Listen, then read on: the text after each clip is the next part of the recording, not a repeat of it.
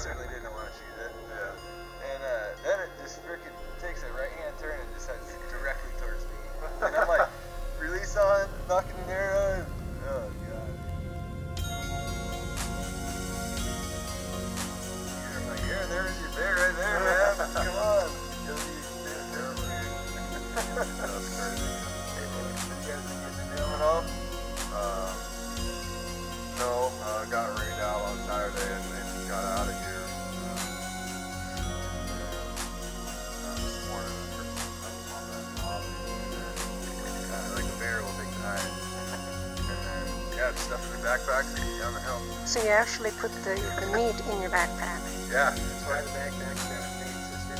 Yeah, so we have three other guys in our group, so if we get an elk, we all stuff about 70 plus pounds in our backpacks. And we're not going through. And how far did you have to walk? 6